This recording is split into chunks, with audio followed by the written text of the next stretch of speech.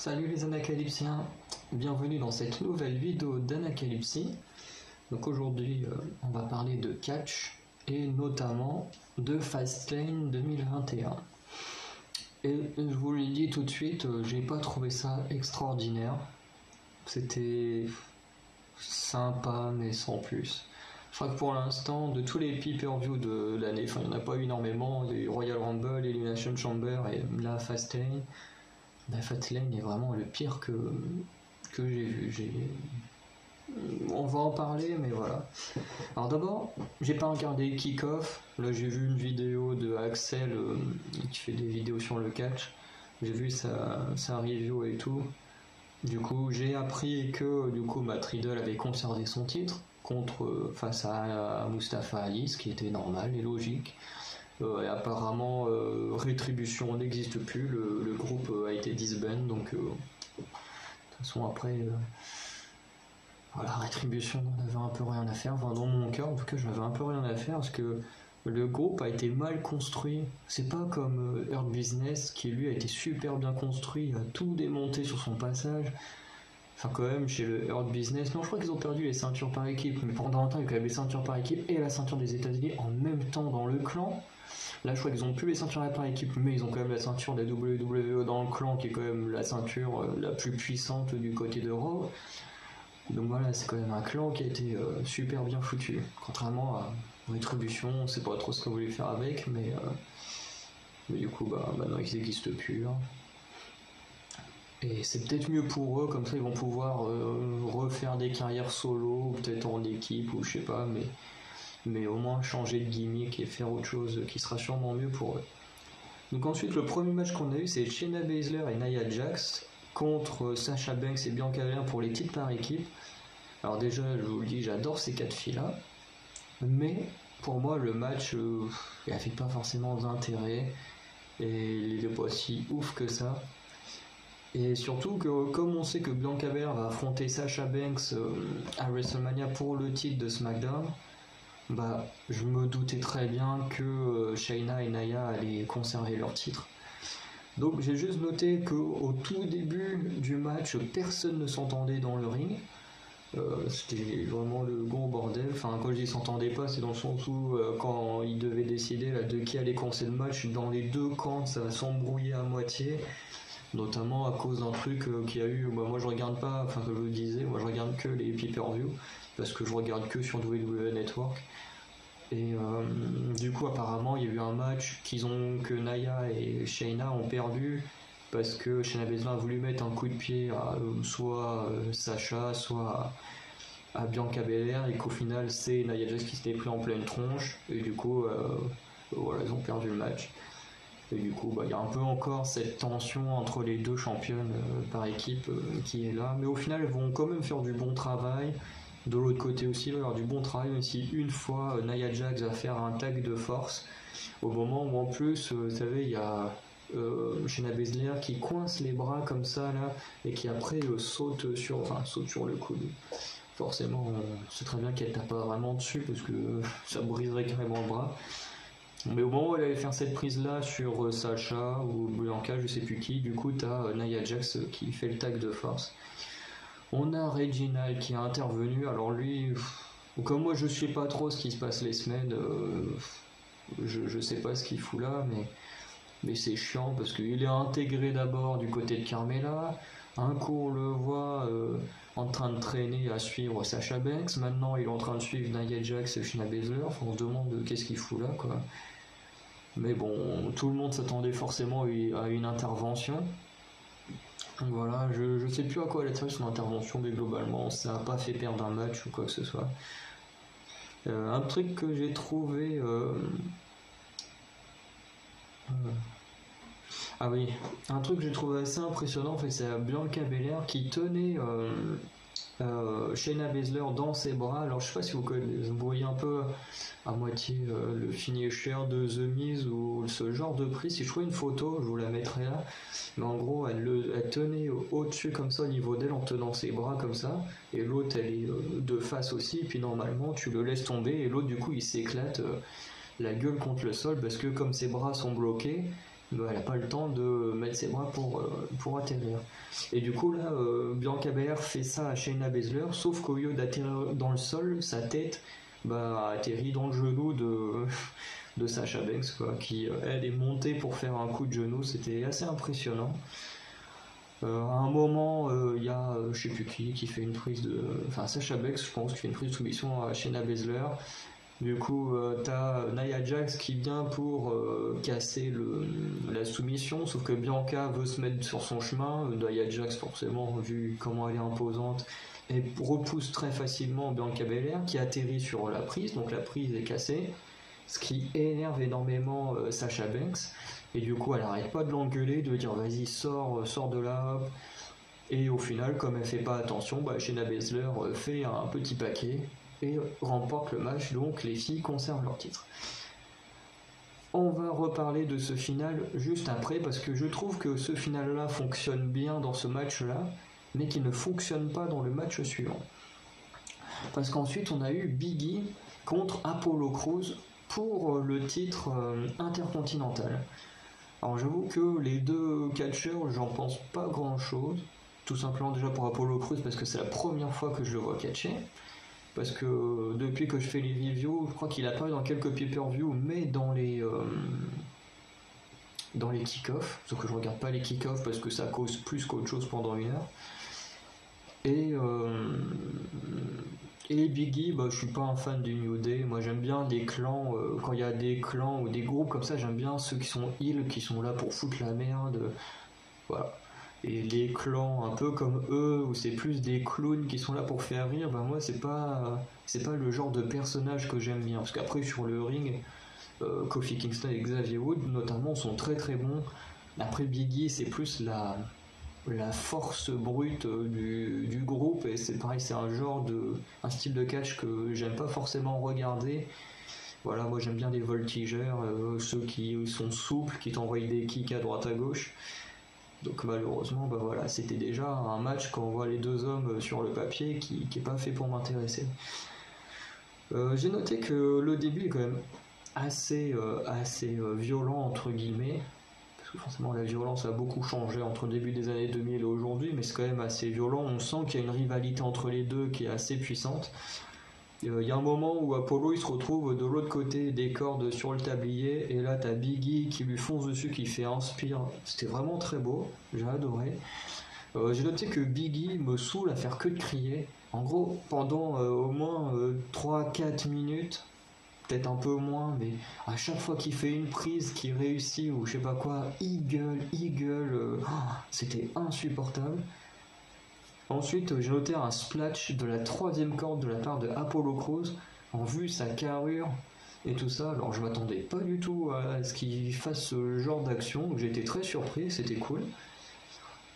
J'ai noté que ensuite le match il se termine parce que les deux tentent des petits paquets, et hop, c'est Big E qui réussit le sien, et voilà, il reste au champion. Et après Apollo Crews fait des trucs de heal, donc il agresse Big E à la fin du match. Donc ce que je voulais dire, c'est que là je trouve que gagner avec un petit paquet, c'était pas un bon scénario dans ce match.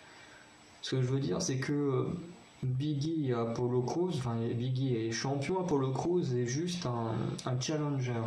Donc que le challenger perd par petit paquet, c'est assez bizarre. Moi j'aurais préféré qu'ils se prennent un finisher et hop, qu'il y ait une victoire clean. Ça n'empêche pas d'avoir un rematch plus tard. Mais la victoire est assez spéciale.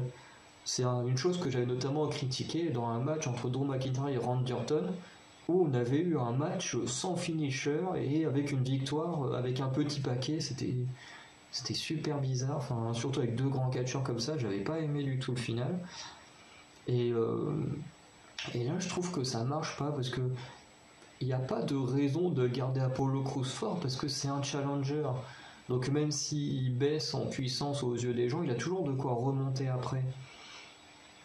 Et voilà, ce qui, de l'autre côté, dans le match féminin, ce qui fonctionnait bien, c'est que Shayna Baszler et Nia Jax sont des championnes par équipe, donc elles sont censées être les meilleures de la division par équipe. Donc qu'elles perdent sur un petit paquet ou une chose comme ça aurait été assez logique. Sinon, ça leur aurait fait perdre de la puissance de perdre clean. Et pareil, le fait que là, le tombé était fait en petit paquet sur Sasha Banks. Sasha Banks qui est championne féminine de SmackDown, donc qui est censée être la femme la plus puissante de SmackDown. Donc c'était assez logique voilà, qu'on lui fasse un petit paquet pour pas trop diminuer sa puissance. Que là, bah, c'est un challenger qui reçoit le petit paquet, donc c'était vraiment pas terrible comme finale. Après, le reste du match était plutôt sympa. Ensuite, on a Braun Strowman contre, à la base, Shane McMahon. Donc pareil, comme j'ai pas regardé le kick-off, moi j'ai pas compris ce qui s'est passé. Moi, le match, quand ça a commencé, en plus, quand on est sur le network, il y a des petites vignettes et tout, et là tu vois vraiment la vignette Braun Strowman et Shane McMahon, et là quand tu commences le match, tu vois Elias. Alors quand t'es comme moi, que tu suis pas le truc, que tu vois que le kick-off, puis moi j'écoute avec les commentaires en anglais, donc je comprends pas forcément tout ce qu'il se dit. Je sais qu'à un moment au début il parlait de Shane McMahon, mais j'ai pas trop suivi ce qu'il disait. Mais voilà, après en voyant la review d'Axel, bah, j'ai vu que au final c'est Shane McMahon qui s'est arrangé pour que Elias prenne sa place dans le match. Donc voilà, j'ai noté qu'il n'y avait pas grand chose d'intéressant à ce match. En plus, Elias n'est pas un des catcheurs que j'aime bien, comme je disais, ce genre de personnage en mode brutasse et tout, c'est pas ce qui m'intéresse. Voilà, après, ce qui était attendu, c'est que Braun Strowman domine le match, ce qui s'est passé, il a gagné. Elias a peut-être réussi à faire 2-3 prises, 2-3 coups sur Braun Strowman, et puis tout le reste, c'est Braun Strowman qui a dominé. Donc voilà. Ensuite, on a eu Seth Rollins contre Shinsuke Nakamura. Alors, pareil, Shinsuke Nakamura, j'aime bien son style de catch, mais j'aime pas son personnage. Vraiment, son personnage, je le trouve horrible. Je trouve que la WWE a vraiment du mal à faire quelque chose de bien avec lui, alors qu'il a un style, mais qui est génial. Il est super souple, il fait des super kicks, il fait des sauts de la troisième corde. Enfin, c'est un très bon catcheur, hein. Je vais pas dire le contraire, mais son personnage, il est pas intéressant. Et en plus, voilà, moi, avant le combat, comme je sais que Shinsuke Nakamura est mal utilisé, je savais que Seth Rollins allait gagner, ce qui s'est passé. Mais bon, on peut noter que même qu'il y a eu un beau suicide dive de Seth Rollins sur Nakamura, donc c'est quand le catcheur il court sur la ligne, qui saute entre deux cordes et il atterrit à l'extérieur du ring sur un autre catcheur ou plusieurs autres catcheurs. On a une belle prise de Nakamura. Alors à un moment, je sais plus pourquoi, Seth Rollins se retrouve assis dans les cordes et j'ai trouvé ça assez original parce que Nakamura il part, il prend l'élan, il revient et au lieu par exemple de, je sais pas, lui sauter dessus pour faire un code breaker, un truc comme ça, en fait il glisse en dessous et en glissant, il attrape le bas du corps de Seth Rollins et il tire, ce qui fait que lui, Nakamura, en faisant ça, il descend quand même du ring. Et pour Seth Rollins, ça fait comme l'effet d'une sorte de powerbomb ou de choses comme ça. Eux, je sais qu'ils ont appelé ça une suplex, mais enfin, je vois pas ça vraiment comme une suplex, quoi. C'est vraiment dans la suplex, il y a le fait de soulever et de renvoyer l'autre par derrière, alors que là, il passe en dessous et il explose le dos de. Enfin, moi, ça me faisait plus penser à une powerbomb qu'à une suplex, mais voilà. En tout cas, la prise était très originale et super bien foutue. Ensuite, j'ai noté qu'à un moment, en esquivant le stomp, Nakamura a fait une prise que je pense était son finisher. Et bon, malheureusement, Rollins revient un tout petit peu après, il fout le stomp et il gagne le match. Hein, ce qu'on se doutait, parce que Seth Rollins est l'une des plus grosses figures de la fédération, donc c'était logique qu'il gagne le match.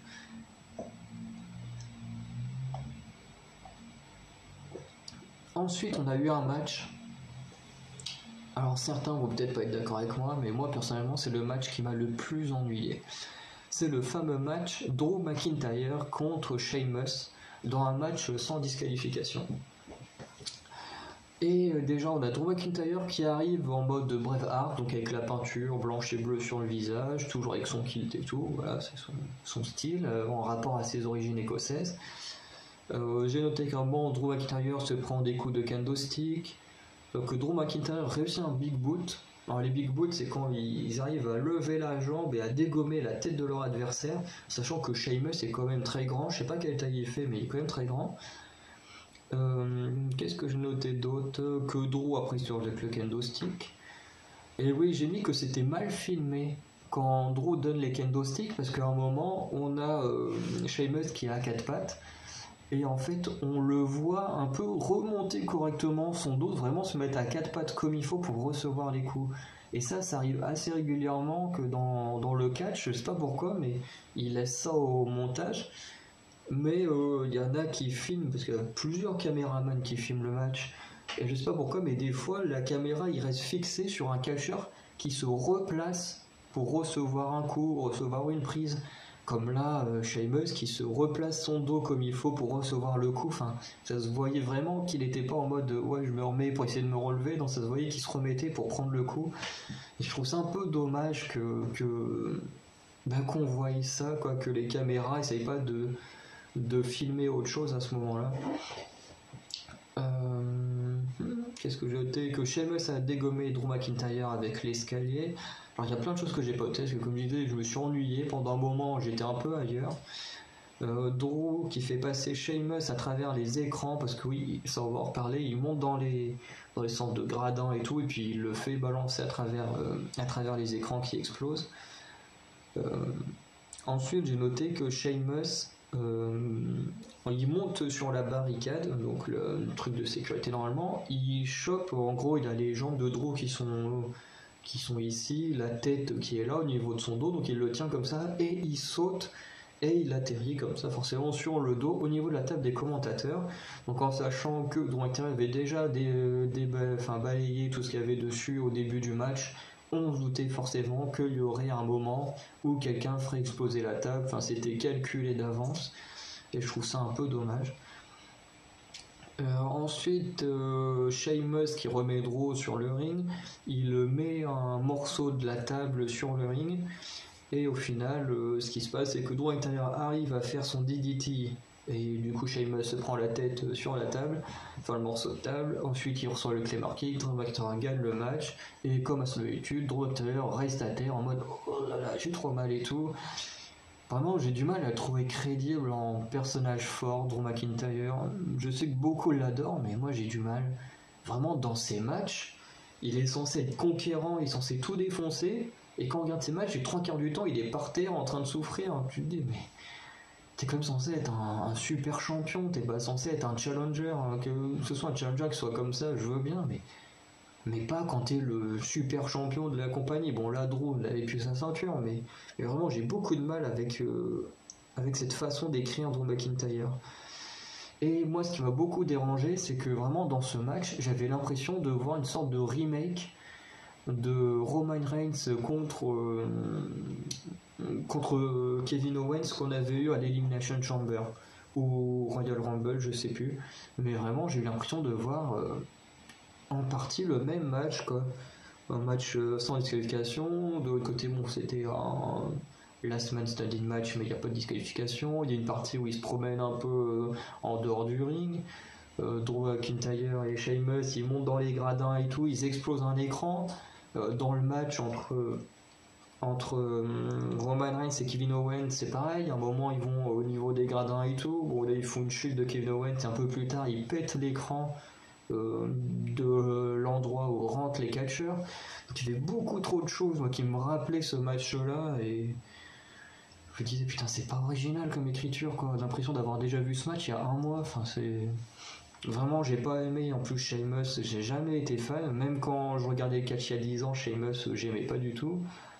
Et Drew McIntyre j'ai vraiment du mal à le prendre au sérieux. Donc le match j'ai vraiment pas aimé et c'est vraiment celui où je me suis le plus ennuyé quoi. Ensuite, on a eu Randy Orton contre Alexa Bliss.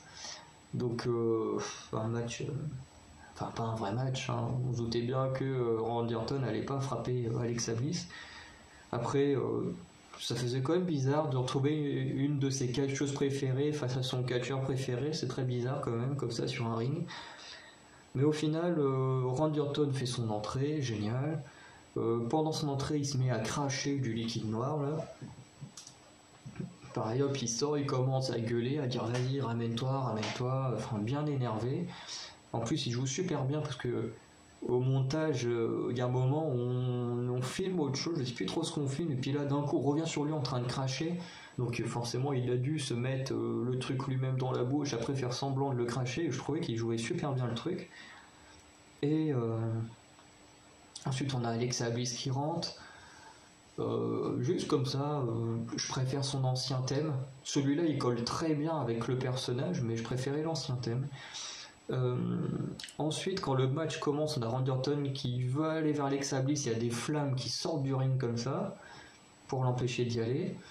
Ensuite, il essaye de foncer sur elle, elle esquive, du coup il se prend les poteaux du coin de ring.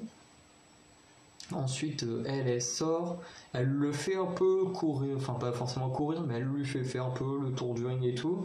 À un moment, elle lève la tête. Enfin, ce qui est assez marrant dans cette scène, c'est qu'elle est tout le temps en train de rigoler, toute contente, en mode vas-y Randy, viens par là Randy, suis-moi. On dit, je crois, dans un film d'horreur, la façon qu'elle parle.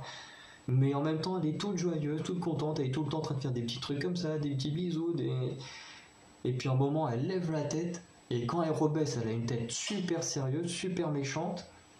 Et puis là, d'un coup, t'as les projecteurs, les projecteurs qui tombent, mais vraiment à quelques centimètres de la tête de Randy Orton, juste devant lui. Même lui, il lui dit, non mais t'essayes de me tuer ou quoi? Enfin, au bout d'un moment, c'est un match, hein, c'est pas un combat à mort. Hein. Ensuite, il remonte dans le ring. À un moment, pareil, il veut retourner vers elle et elle lui envoie une boule de feu. Je sais pas d'où ça sort, mais il envoie une boule de feu. Et ensuite, hop, elle se fout dans le coin, tranquille, elle monte dans le coin. Et Randy Orton, il ose pas trop. Et d'un coup, il a une main qui sort et qui attrape la cheville de Randy Orton. Du coup, Randy Orton, il se retourne, il recule un peu. Et puis là, t'as des flammes qui sortent du trou. Et là, petit à petit, t'as le corps de The Fiend qui sort avec un nouveau style que personnellement j'aime beaucoup parce que le style, on voit qu'il a été travaillé de façon à ce qu'on reconnaisse l'histoire de ce qui s'est passé entre les deux.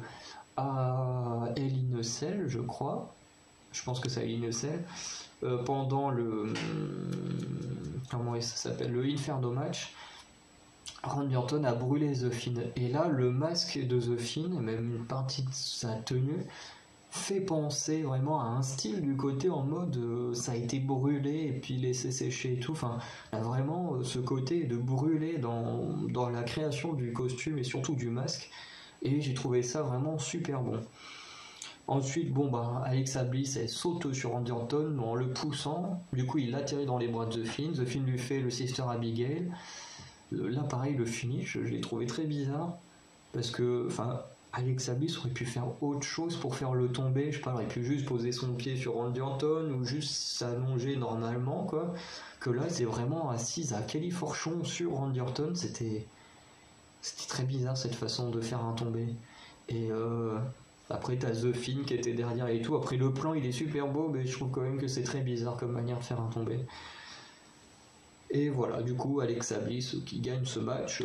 Après, comme dit Alexel, c'est vrai que sur le coup, j'y ai pas pensé, mais c'est vrai que techniquement, comme Bray Wyatt a agressé Randy Orton, techniquement, il devrait même pas y avoir de victoire d'Alexa Bliss, techniquement, il devrait y avoir une disqualification. Je sais pas pourquoi l'arbitre a fait un compte, quoi, surtout que l'arbitre était vraiment là, quoi. C'est quand il y a eu les flammes, l'arbitre est descendu du ring, mais l'arbitre, il lui est rien arrivé à lui, donc c'est assez bizarre. Mais en soi, c'était comme histoire, match cinématique, c'était plutôt sympa. Puis bon, moi je kiffe Alexa Bliss, donc la retrouver dans des petites histoires comme ça, je trouve ça cool parce que comme je regarde pas, comme je vous dis, je regarde pas les trucs qu'il y a la semaine, comme je peux pas. Et je trouve agréable d'avoir un peu sa présence. Et ensuite, le dernier match, on avait Roman Reigns contre Daniel Bryan avec Edge en second arbitre pour le titre universel. Alors je vous avoue que la première partie du match, je l'ai pas aimé. La première partie du match, elle était très longue et très chiante. Enfin, les deux catcheurs sont géniaux, ils catchent super bien, mais vraiment c'est très très lent le début. Et moi j'aime pas les... Enfin, après ça dépend qui est en face, mais là les deux étaient assez lents dans leur manière de faire. Pour ça, quand Randy Orton est face à quelqu'un de vif, j'aime bien parce que lui, il est là en mode vicieux et tout, alors que l'autre va être très, très vif et tout, que quand les deux sont assez lents, c'est un peu chiant, quoi. Et après, par contre, il va se passer un truc, et là, tout le reste du match, tout va s'accélérer, ça va partir dans tous les sens, et ça va être génial, même si pour moi, techniquement, il y aurait dû avoir une disqualification quelque part. Hein. Vous allez comprendre. Donc j'ai mis d'abord que au début, Daniel Bryan a l'air de beaucoup s'éclater. On a l'impression que les deux mecs ils sont en train de jouer au chat et la souris. C'est comme j'essaie de te rattraper la jambe, là tu essaies de me toucher, donc je m'écarte. Ce début de match est super chelou, mais c'est marrant. Surtout qu'on se dit, Daniel, tu vas pas rire très longtemps s'il te chope. Et on voit que Daniel Bryan essaye de beaucoup jouer sur la technique et les soumissions, alors que Roman Reigns, c'est plus dans la force brute. Donc voilà, j'ai mis aussi un moment, je sais pas si c'était fait exprès, mais je trouve ça sympa, mais Roman Reigns qui fait la prise de soumission de Chris Jericho. Donc je crois que c'était The Wall of Jericho, la prise de soumission. Mais ça fait bizarre, enfin pas bizarre, mais ça fait du bien de revoir des vieilles prises comme ça sur le ring. Ensuite j'ai marqué qu'il y avait des coups de genoux, enfin un running knee porté du tablier par Daniel Bryan sur Roman Reigns. Qu'ensuite de la troisième corde il arrive à faire un drop kick. Bon là par contre sur le ring il y a Roman Reigns. Ensuite on a Roman Reigns qui reprend un kick. Et qui finit sur l'arbitre. Ah oui. Oui, à un moment, Daniel Bryan, c'est à partir de ce moment-là où le match est devenu vraiment intéressant pour moi. Pourquoi Drew Daniel Bryan fout un kick à Roman Reigns. Roman Reigns en reculant, il tape pas dans l'arbitre, mais tu vois, il se retrouve collé à l'arbitre.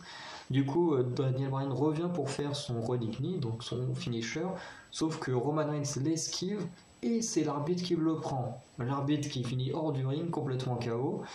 Et Roman Reigns, il fout le spear à Daniel Bryan, il fait le tomber, mais il n'y a plus d'arbitre. Du coup, Edge, étant deuxième arbitre, décide de monter sur le ring, de faire le compte, mais bon, il tape 1-2. Bon, hop, le match reprend. Et à partir de là, au bout d'un moment, t'as Jey Uso qui apparaît pendant une prise de soumission de Daniel Bryan. Il réapparaît et il envoie un kick dans la gueule de Edge. Je me dis, ok, pourquoi? Je me dis, normalement, il devrait y avoir une disqualification. Daniel Bryan devrait gagner le match. Pas le titre, parce que tu peux pas gagner un titre quand c'est de la disqualification, mais pour moi, il aurait dû gagner le match. Parce que certes, le coup de Daniel Bryan, c'était pas fait exprès. Il a attaqué l'arbitre parce que Roman Reigns a esquivé l'attaque.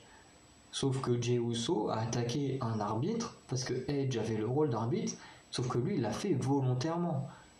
Donc pour moi techniquement Roman Reigns aurait dû être disqualifié pour ça. Enfin c'est mon avis, pour moi voilà, t'agresses un arbitre, normalement il y a disqualification, hein. Tu peux pas attaquer un arbitre comme ça. Donc voilà, ensuite après avoir mis un kick à Edge, il en fout un à Daniel Bryan. Ensuite, il veut sortir une chaise pour frapper Daniel Bryan, sauf qu'il se prend le running knee, je crois. Et puis bon, il se fait bien défoncer à coup de chaise par Daniel Bryan. Ensuite, Daniel Bryan qui tente de mettre un coup de chaise à Roman Reigns. Roman Reigns esquive encore une fois l'attaque de Daniel Bryan. Et en plus, qu'est-ce que c'est? Oh, c'est trop bien ça. Genre un vieux titre, c'est un vieux titre ça.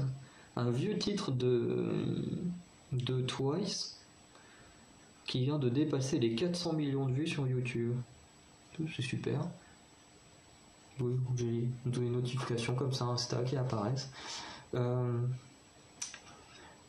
du coup il l'esquive encore une fois et là c'est Edge qui se prend le coup de chaise.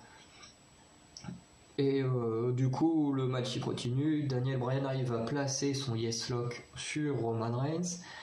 Même la scène est même assez longue, c'est très très long. Et Roman Reigns abandonne.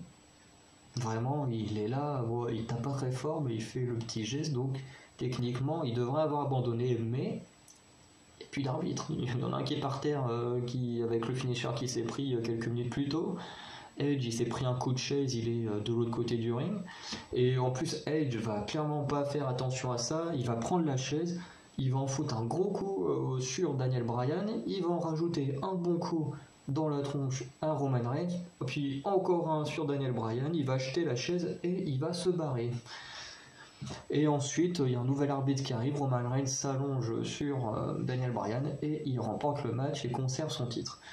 Donc j'avoue que heureusement que sur la fin il y a eu pas mal d'actions et tout, surtout que d'utiliser Edge, parce que tout le début je me suis dit mais quand même il va quand même pas rester là tout le match juste à regarder ce qui se passe. Enfin, je me suis dit, même s'il est deuxième arbitre, j'espère qu'il va quand même si je déteste les interventions, je me suis dit, j'espère quand même que quelqu'un va intervenir pour que Edge soit pas juste là à regarder. Et bon, là, on a été servi. Hein. C'était vraiment un bon match. Donc, pour conclure, Fastlane, quelques bons matchs. Dans la globalité, assez décevant. Tout était prévisible. Tous les matchs, personnellement, je pense que tout le monde a su les prédire comme il faut. C'était pas compliqué. Mais voilà, après, c'était quand même un bon divertissement. Voilà, il n'y avait pas non plus trop de catastrophes. Mais je veux dire, entre des matchs qui se répètent, pour moi, des matchs qui sont pas vraiment dignes d'un pay-per-view. Voilà, il y a des matchs, j'ai l'impression que c'est des matchs que tu peux voir le samedi soir, enfin pas le samedi soir, le vendredi soir ou le lundi soir en regardant Raw ou SmackDown. Donc voilà, c'est un peu ça qui m'a déçu, c'est qu'il y avait rien d'extraordinaire dans les matchs. Beaucoup étaient des matchs normaux et du coup, ils n'étaient pas non plus travaillés pour être extraordinaires, donc c'est un peu dommage. Donc voilà, je vous dis à bientôt pour de nouvelles vidéos. On se retrouvera pour WrestleMania le mois prochain, ce qui concerne le catch, et je pense que WrestleMania, je le ferai en 4 parties. Parce que, alors soit en 2 parties, soit je vous ferai les 2 nuits de WrestleMania, donc je ferai une vidéo sur la première nuit, une vidéo sur la deuxième nuit, peut-être en 4 vidéos si je décide de faire les 2 nuits de NXT. Je regarderai les matchs qu'il y a, après c'est quand même, comme on est sur la période WrestleMania, c'est quand même un super show, donc je pense que je le regarderai. Et si je le regarde, comme je sais que c'est sur 2 nuits, je vous ferai peut-être des reviews là-dessus. Même si je connais pas énormément de catcheurs à NXT, mais à part les catcheuses féminines, il y en a pas mal que je connais bien et que j'aime bien. Les catcheurs masculins, il y en a quelques-uns que je connais que j'aime bien, comme Finn Balor, Tommaso Ciampa, voilà, des mecs comme ça, mais voilà, dans la majorité, je connais pas trop les catcheurs de NXT. Donc voilà, moi je vous dis à bientôt pour de nouvelles vidéos, j'espère que vous aurez apprécié celle-ci, et passez une bonne journée. Ciao les Anacalypsiens.